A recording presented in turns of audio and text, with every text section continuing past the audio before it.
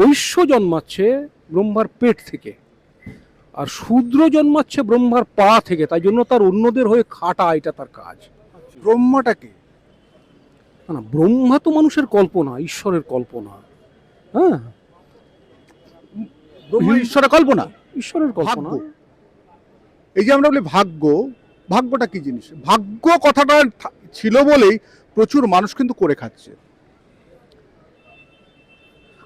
100 বার 100 বার 100 বার, কিন্তু মানুষের মন্দিরে ব্রাহ্মণ ঠিক ঠিক মানে থেকে আরম্ভ করে পাড়ার মোড়ল, সেটা থেকে আরম্ভ করে পার্টির নেতা, সেটা থেকে আরম্ভ করে এইসব ওই না জ্যোতিষরা, জ্যোতিষীরা ঠিক ঠিক ঠিক। এইটার উপরে অনেকে মানে ইয়ে করে আছে, এর উপরে ভিত্তি করে মানুষকে ঠকানো, মানুষের উপর অত্যাচার করা, এটা ভীষণভাবে চলে। কিন্তু আপনি একটা জিনিস ভেবে দেখবেন যে আমাদের এখানে ধরুন ভারতবর্ষে হিন্দু যে পপুলেশন, সেই পপুলেশনে সেখানে প্রাচীন শাস্ত্রগ্রন্থে বলা হয়েছে যে একজন কেউ যখন জন্মাচ্ছে, ব্রাহ্মণ জন্মাচ্ছে ব্রহ্মের মাথা থেকে, তাই সে সমাজে শ্রেষ্ঠ। একদম। ক্ষত্রিয় জন্মাচ্ছে ব্রহ্মার হাত থেকে, তাই জন্য সে কাজকর্ম করে। বৈশ্য জন্মাচ্ছে ব্রহ্মার পেট থেকে, আর শূদ্র জন্মাচ্ছে ব্রহ্মার পা থেকে, তাই জন্য তার অন্যদের হয়ে খাটা, এটা তার কাজ। এখন এইখানে সে জন্মের একটা ব্যাখ্যা দিয়ে দিচ্ছে যে জন্ম থেকেই তুমি অন্যের অধীন থাকবে, এটা শূদ্রকে বলছে। মানে তুমি এই ভাগ্য নিয়ে জন্মগ্রহণ ভাগ্য নিয়ে তুমি জন্মগ্রহণ করেছো।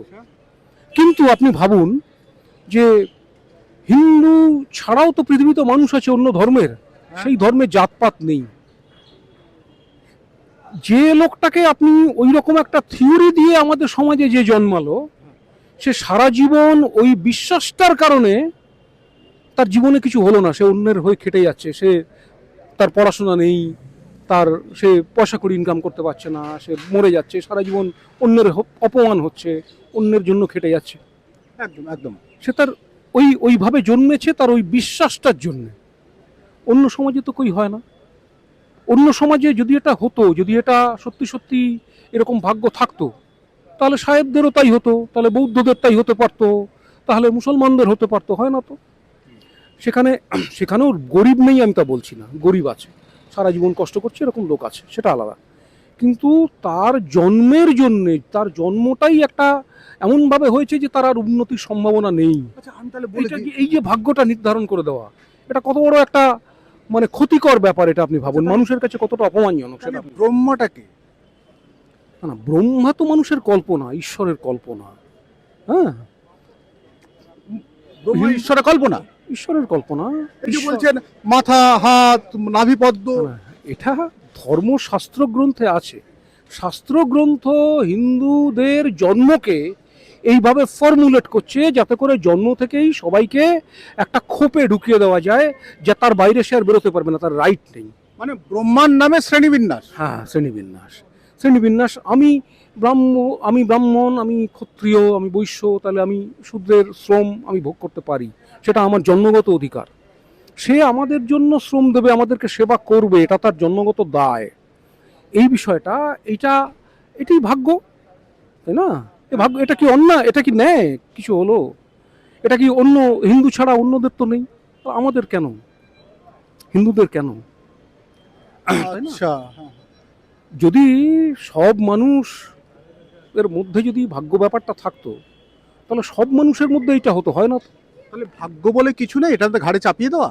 ভাগ্য বলে কিছু নেই। আপনার জন্মের সময় আপনার যে পরিস্থিতি এবং তারপর আপনার চেষ্টা, আপনাকে লোকে কিভাবে সাহায্য করছে না করছে, আপনার জীবনের নানা আকস্মিক ঘটনা, এইসব দিয়ে আপনার জীবন তৈরি হয়।